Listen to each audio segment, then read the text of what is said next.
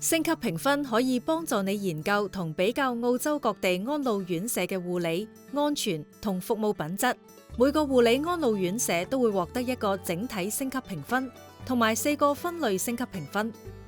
住客體驗、合規水平、員工配備水平同埋品質測定。住客體驗根據護理安老院舍住客嘅匿名回應評定，每年大概有20%嘅住客接受調查訪問。合規水平係指安老院舍喺提供安全、優質護理同服務方面履行法定要求嘅情況。員工配備水平以註冊護士、登記護士同個人護理人員提供嘅照顧量嚟衡量。品質測定着眼於反映護理品質嘅重要健康指標，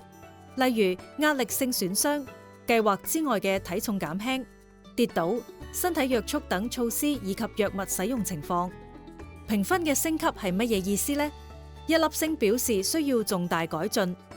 ，2粒星表示需要改進，3粒星表示護理品質可以接受，4粒星表示護理品質優良，5粒星係最高評分，代表護理品質卓越。評分會定期根據最新嘅可用數據更新。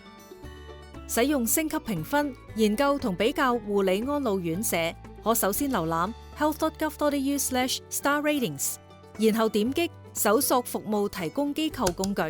咁樣你就會轉咗去我嘅老年護理網站。你可以按名稱或者地點搜尋護理安老院舍，喺護理類型下拉式選單選擇護理安老院舍，然後選擇你喜歡嘅房型。你可以根據對你重要嘅因素縮小搜尋範圍，例如專門護理、健康支援、語言等等。你又可以根據星級評分嚟比較最多3個唔同嘅護理安老院舍。喺老年護理規劃嘅早期階段，使用星級評分係好好嘅第一步，可以篩選出符合你嘅需求嘅安老院舍。